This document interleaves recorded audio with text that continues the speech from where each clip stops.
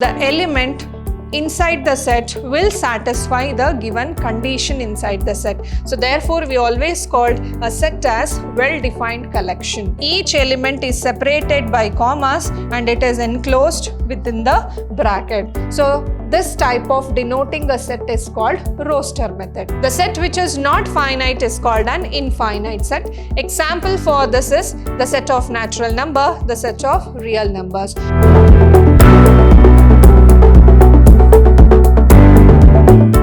Hello everyone, a warm welcome to one and all. This is your Shruti ma'am lecturing in Vidhyaashram, the Temple of Excellence, Mysuru.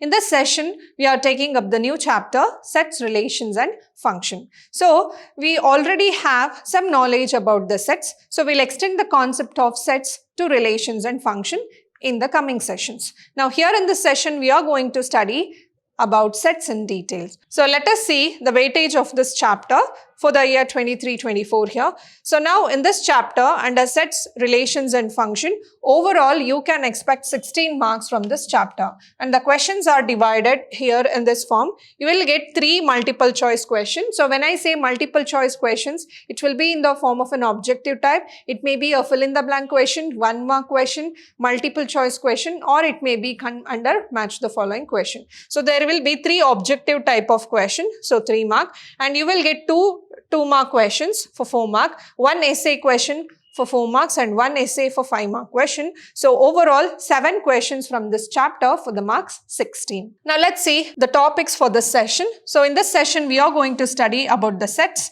and the types of sets. Now what do you mean by set? A set is a well-defined collection of distinct objects. Each member is called the element of the set.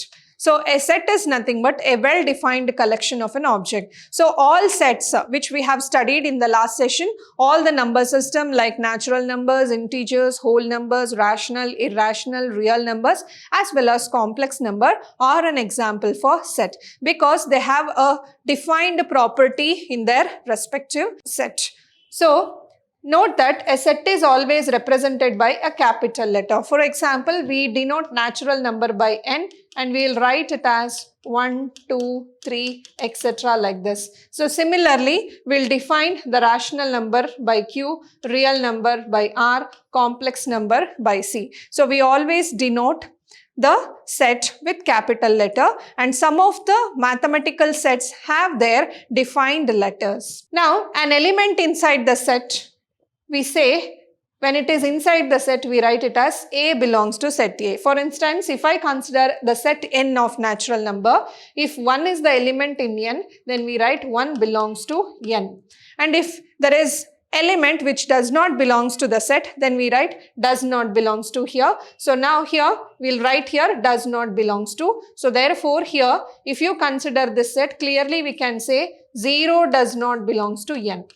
So therefore, if A is an element in a set A, we denote using belongs to, and if A is not an element in the set A, we denote with does not belongs to. Now next, example for the sets is the set of boys in class 10, the set of even natural numbers, the set of days of a week, the set of ovals in English alphabet. So when you make a group or a collection, it is defined in a particular way. So the element inside the set will satisfy the given condition inside the set. So therefore, we always called a set as well-defined collection. Now, which of the following are sets?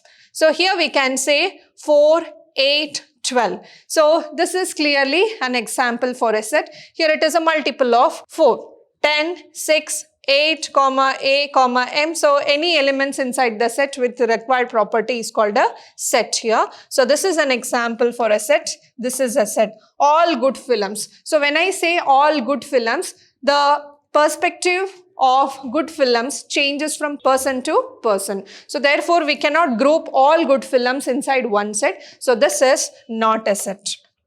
All interesting subject. When I say interesting subject, some may feel mathematics as their interesting subject, some may feel chemistry, some may feel like commerce as their interesting subject. So here also it is not defined properly. So we cannot collect all those elements inside the set. So this is not an example for a set. This is just a collection. So a collection of element, a group of elements but this is not set. Students of a particular college, yes, it is a set. So because they are given with the name of that college, so when I say students of Vidhyaashram college, yes, all the students under Vidhyaashram college will form a set. Now, methods of describing a set. A set can be represented in two forms, roster form or tabular form, set builder form or rule form. So we can represent methods in two types. One is the roster form and another one is the set builder form.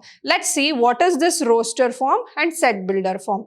In roster form, all the elements are listed and separated by commas and are enclosed within the bracket. So here I have taken an example for set of all even numbers between 0 and 10. So for this, roster method is given by A is equal to 2, 4, 6, 8. Clearly the condition is given. This is all the even numbers between 0 to 10. So between 0 to 10 means we have 4 elements under the set A. So here each element is separated by commas and it is enclosed within the bracket. So this type of denoting a set is called roster method. Next, set builder form. In this method, all the elements of a set possess a single common property which is not possessed by any element outside the set. So that means I already told you a set is well defined. So when it is well defined, all the elements inside the set will have a common property. So here I have taken an example of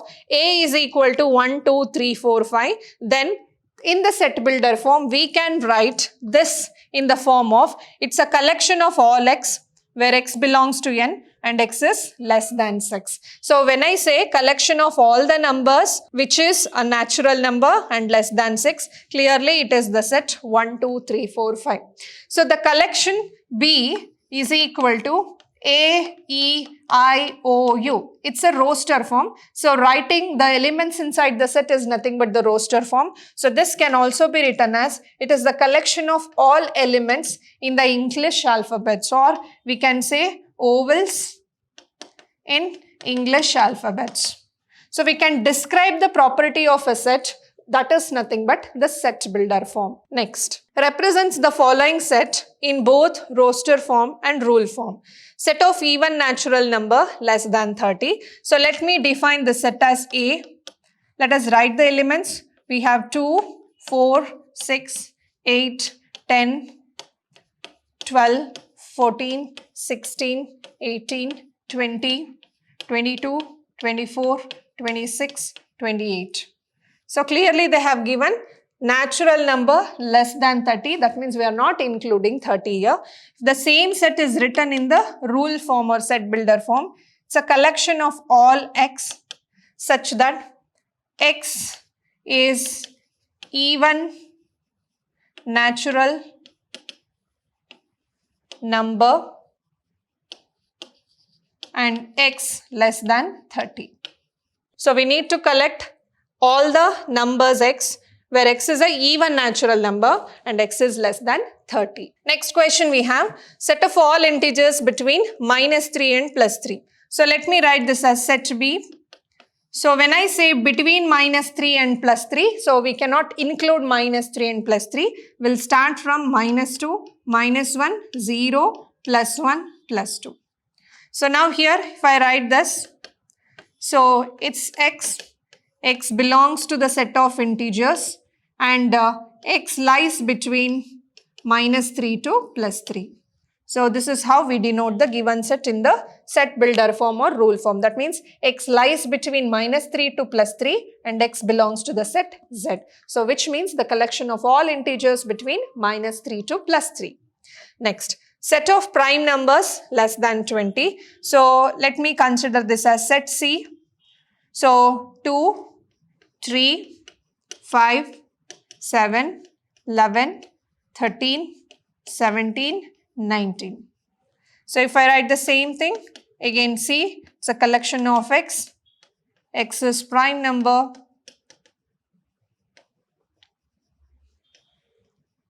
less than 20. So now you can clearly see all these sets are represented in both roster as well as rule form. Next, Convert the following sets from roster form to the rule form. Set D is given in such a way that Monday, Tuesday, Wednesday, Thursday, Friday, Saturday and Sunday. So clearly these are all the days of week. So we need to write this in a roster form to rule form. So therefore here it's a collection of all X. X is days of the week. Next, 4, 8, 12. So set A is collection of all X. So it is infinite, it goes on. So clearly X is multiple of 4. Or we can also write in another form, A is equal to X such that X is equal to 4n, where n belongs to natural number. So if you substitute n, small n as 1, 2, 3, then you will get the value 4, 8, 12, 16, etc. Next, convert the following sets from rule to roster form. So here they have given the rule or the condition of the set. We need to write it in the roster form. So set A is equal to, what is those element? X is a letter in the word engineering. So now here we have E, comma N, comma G, comma I. We always write element only once inside the set. So when I take N again, it is already written, E is written, R written, I written, N is written, G is written. So this is the set. Next, so B is equal to n square minus 7n plus 12. So we have here n square minus 7n plus 12 is equal to 0. So that means the set contains the solution of the given quadratic equation. So which can be written as n square minus 4n minus 3n plus 12 is equal to 0. So n minus 4 minus 3, n minus 4 is equal to 0. So we will get n is equal to 3 and n is equal to 4 as the solution. So therefore here B is equal to 3, 4. So it is the solution of the given equation. Now next we'll come across different types of set. The very first one is the null set or an empty set. So clearly it says empty. That means the set does not contain any element. So a set containing no elements is called an empty set. It is denoted by 5 or an empty braces. So this is symbol called as 5. So it is denoted by 5 or an empty braces. So nowhere it is written like this. This is wrong. Either you have to write the set empty in this form or with an empty braces. So example for an empty set is the set of all even numbers other than 2. We know that example for the empty set is the set of all even prime numbers other than 2. We know that there is only one even prime number, that is 2, because all other even number has a divisor 2, so hence it cannot become a prime number. So there is no other prime number or there is no other even prime number other than 2. So therefore clearly set A is empty set. Next is the set of all natural numbers less than 0. The natural numbers always starts from 1, a counting number. So clearly there is no natural number which is less than 0. So therefore here also set A is an empty. Next, singleton set. As the name itself said, a set containing only one element inside it is called as singleton. Example, set A is equal to x, x minus 1 is equal to 0, x belongs to 1. So this is written in the roster form. So when I say solution of x minus 1 is equal to 0, it is only 1. X is equal to 1. So therefore A is equal to 1. Here 1 is the only element in the set A. So therefore this is an example for singleton set. The another example is it's an even prime number. We know that there is only one even prime number, that is 2. So this is also an example for even prime number. Next, finite set. A set is called finite when you can count the number of elements inside the set. Otherwise it is called as infinite set. Now here I have taken an example. A is equal to 1, 2, 3. That means number of elements in A is equal to 3, which is also called as cardinality of the set. So cardinality is nothing but the number of elements inside the set. The next is set of prime numbers less than 9. So we have 2, 3, 5, 7. There are 4 elements inside the set. So when you can count or when the set is countable, we call it as finite set. Next, we have an infinite set. The set which is not finite is called an infinite set. Example for this is the set of natural number, the set of real numbers. We know that there are infinite number of real numbers and we know that there are infinite number of natural number. All number system in mathematics are an example for infinite set. Next, we have equal sets. Two sets A and B are said to be equal if they have exactly the same elements. Now see here I have taken an example of A is equal to 138 and B is equal to 831. Clearly, the number of elements in set A is 3 and number of elements in set B is also 3. Also, all the elements inside A is in B. Only the order is changed. So therefore, when two sets have exactly the same number of elements or the same elements inside them, then we say that A is equal to B, and clearly A and B must have the same element. Then only we say it as an equal set. Now here is one more example. X is a letter in the word flow and X is a letter in the word wolf. So if I write this here, then it is F-L-O-W and here it is W-O-L-F. Clearly you can see there are 4 elements in set A which is same as in the set B. So the 4 elements in set A is repeated in set B and the cardinality of both set A and set B is same. So exactly here A and B have the same elements. So therefore A is equal to B. Otherwise we say A is not equal to B. Next, we have equivalent set. So equivalent set is completely different from equal set. When I say equal set, the same element should be in set A as well as set B. But when I say equivalent set, the cardinality must be same irrespective of their elements. So two finite sets A and B are said to be equivalent if they have same cardinal number, that is the number of elements must be same. Not the same element, only the number of elements must be same. So that is n of A should be equal to n of B. Now here I have taken an example. Set A is equal to AEIOU, set B is equal to 1, 2, 3, 4, 5. Cardinality of A is 5, cardinality of B is 5. So therefore, they are an example for equivalent set. So the sets are equivalent. Next, subset. If each and every element of A is an element of B, then A is called a subset. B or A is contained in B.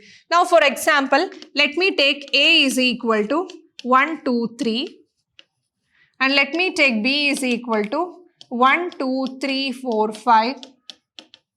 Now, every element of A is in B. That means, if I take any element in A, that should implies that element is also in B. So, that is what the definition say. So, every element of A is an element of B. If I take 1 here, 1 is in A, 1 is in B, 2 is in A, 2 is in B, 3 is in A, 3 is in B. So, we say A is a subset of B. Now, can I say B is a subset of A? No, because number of elements in A is less than number of B. And one more thing, 4, 5 does not present in A. So, this is not possible. So, A is a subset of B here. So, now when I say A is a subset of B, it is clear that number of elements in A will be obviously less than or equal to number of elements in B. Suppose if I take X is equal to, we have learned FLOW. And Y is equal to WOLF. Now see that, can I say X is a subset of Y here? Yes, because FLOW is in Y. Now can I say Y is a subset of X? Yes, that is also possible because elements of Y are present in X. So when X is subset of Y and Y is subset of X, that implies X is equal to Y. So this is another definition for equal sets. So when both sets are subset to each other, then they're equal. Now, so always remember, when I say A is a subset of B, the number of elements in A is less than or equal to the number of elements in B. So this is an example for less than, and this is an example for equality. So always remember, the cardinality of A is always less than or equal to the cardinality of B. So A is a subset of B. Now when I learn about the subset, suppose if I say A is a subset of B, there exists two more definitions. One is the superset. Set A and B are two non-empty sets such that A is contained in B, but A is not equal to B. So this is an example here. A is a subset of B, but A is not equal to B. Here I have taken off equality. So leave this condition. A must be subset of B, but A should not equal to B. Then B is called the superset of A. So we always write A is a subset of B. Sometimes it is equal. We use subset with equality. But here when I have to say B as the superset, then A is clearly a subset of B. So here B is called the superset and A is called the proper subset of B. Now proper subset, A is called a proper subset of B if each and every element of A is contained in B and A is not equal to B. It is symbolically represented by A is a subset of B, but A is not equal to B. Next, if A is equal to 2, 3, 4, write all the proper subsets of A. So remember, when we talk about the subsets of the given set, obviously it has to be derived from the given set. So we can write the element with no elements. That means empty set is a subset of every set and every set itself is a subset of itself. So here, if I write the subsets here, the first one is empty, the second one is 2, next 3, next 4, next we can write 2, 3, next we can write 2, 4, next we can write 3, 4, and the last one is 2, 3, 4. So these are the subsets of A, but clearly they have given proper subsets of A. When I say proper subsets of A, the set should not be equal. So removing this set, all other sets becomes the proper subsets of A. The next thing is the power set, very important concept. A set formed by all the subsets of a set A as its element is called the power set of A and it is denoted by P of A. Now I have taken an example, set A is equal to A, B. So power set is nothing but it is a set which contains all the subsets of the set.